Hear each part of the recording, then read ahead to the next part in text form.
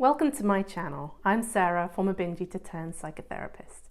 Today I want to explore the concept of surrender in terms of binge eating recovery. And you might be wondering, what the heck does surrender have to do with recovering from binge eating?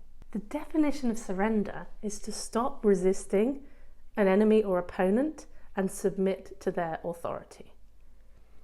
That doesn't sound pretty appealing. It also doesn't sound very relevant when it comes to recovery.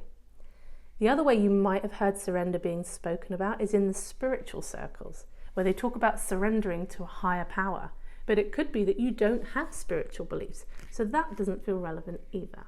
I want to skirt a middle ground here and talk about this in a quite practical way. I want to talk about how I'm using the word surrender, the way I'm thinking about it, and also talk about what the potential benefits are and what stops us from being able to surrender. Because I've spoken about this before in a reel on social media, and people are asking, yeah, but how do I do that? And that's really hard to explain in a 30-second reel.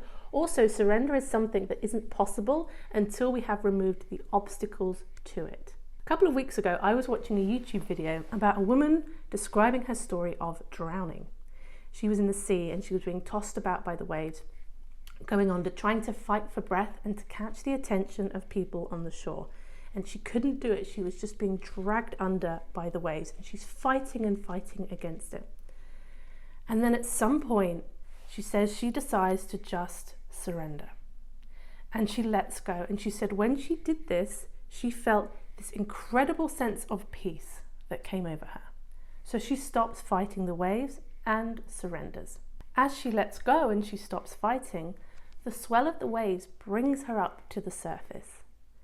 And from the surface, when she opens her eyes, she sees a surfer and a surfboard, and he's pushing the surfboard towards her, and she grabs onto the surfboard and makes it to shore. This, to me, perfectly illustrates how surrender takes place within the recovery frame.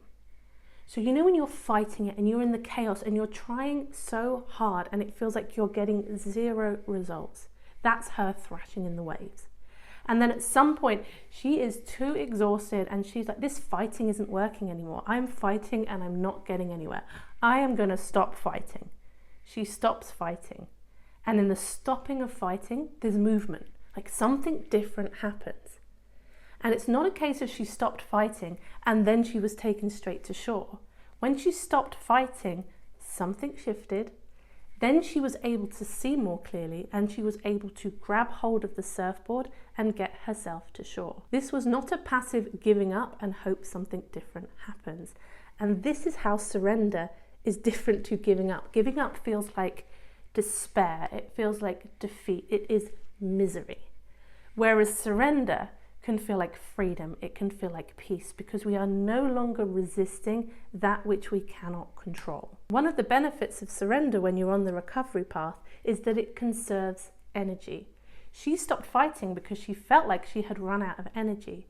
But actually, when she was lifted to the surface and she could see clearly, she had the energy to grab onto the surfboard and get herself to shore. If she continued fighting, there's every possibility that she may have died fighting. And that is not what I want for anyone who's struggling with food. I don't want you to get to the end of your life, look back and go, that was one long fight and I didn't get anywhere. And when I'm talking about surrender, I'm talking about surrendering to the present moment, to what is happening.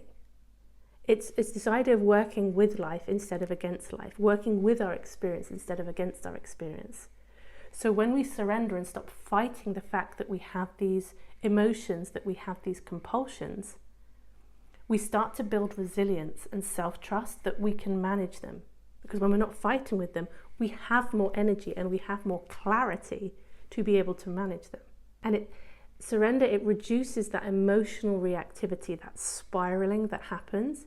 If you can surrender to things that have already happened, to emotions that are already here, it reduces catastrophic thinking. You can find that centered place much more quickly, and then you can see where you need to be putting your focus, intention and efforts. So this all sounds well and good, but why does it seem to be so difficult to do? Well, there's a hypothetical situation that I sometimes play around with my clients, particularly when we're talking about body acceptance. You're in a battle with your body being the way that it is, even though in this moment you cannot change the way your body is. So the hypothetical scenario that I sometimes use with people is I get them to think about, and maybe you might want to think about this for yourself too, is like, what if, God forbid, you became a quadriplegic and you were paralyzed and you couldn't move your body? Like, welcome to my mind, because I sometimes think about these kinds of things, and I think about this idea, this concept that I would like to think, and obviously we don't know if we're not in that situation. I would like to think, I almost feel like I'm tempting fate by putting this on the internet, that whatever fate befalls me, that I could, with enough determination and will, find a way to accept and make peace with that situation. That for me feels like the goal in my life, to be able to make peace with anything. And I want to say I'm not there, but this is what I would want. And I would want to be willing to do that. So when I get people to play around with this idea of, could you accept your body if you became quadriplegic for some reason, maybe about half the time, people will say something to me along the lines of, maybe I could get to that place because at least it wouldn't be my fault. There's a self-blame element here which will keep us stuck in this idea that we should have done it differently. That means we can do it differently. It means we must do it differently. And the fact that we're not able to do it differently is just unacceptable. So we're going to keep on fighting with that. And the second part to this that also comes up sometimes in this example when I'm using of being paralyzed with people is that they'll say, well, I wouldn't have to fight my body because I'd know I couldn't change it. This is the next block to surrender. If you believe that you can win the battle, why would you surrender? I was looking at my audience analytics a couple of weeks ago, and I saw that 45% of people who watch my videos are over 55 years of age. And as I was wondering about that and thinking about that, it seems to me that maybe there's something about when you have battled with this for so long, the kinds of people who find me and my approach, which isn't this get thin quick approach, they have reached a point, or they're getting to the point where they're going, I can't win this battle, and anything is better than continuing to battle with myself, with food, with my body. I just can't do it anymore. And I don't know if surrender is possible until you reach that point. Maybe for some people it is. Maybe they just have the humility to be able to do it, but I couldn't have done it. For as long as I thought I got this, I can control, I can do this, I can do that, there is no way I'd want to surrender. Why would I? Because I would feel like I was letting go of something that I should be able to do. And I think the third block to surrender is morality. If you think that continuing to fight for this is the right thing to do, regardless of whether you win or not, you won't be able to experience the state of surrender. We look to activists, people who have been components to try and change culture or fight for justice, who have given their lives for causes that they've believed in. For them, it was like they couldn't necessarily win the battle. They had to give their life, but they did it because their beliefs, their sense of what was right, was stronger than their sense of self-preservation.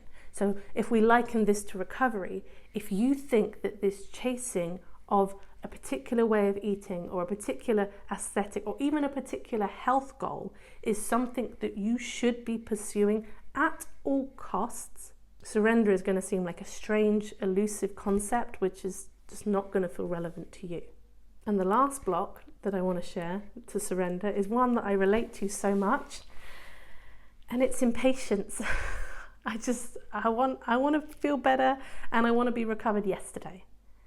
And I think impatience is really exacerbated by this idea that recovery means arriving at a certain place. Once you've figured out your food stuff, then life is going to look like this. Then you're going to feel like this. Life is going to begin. And if you have that mindset, no wonder you're impatient to get to it, because you're not living life now. You're putting everything on hold. This whole concept that I'm talking about today, this idea of surrender, is about narrowing down to the here and now.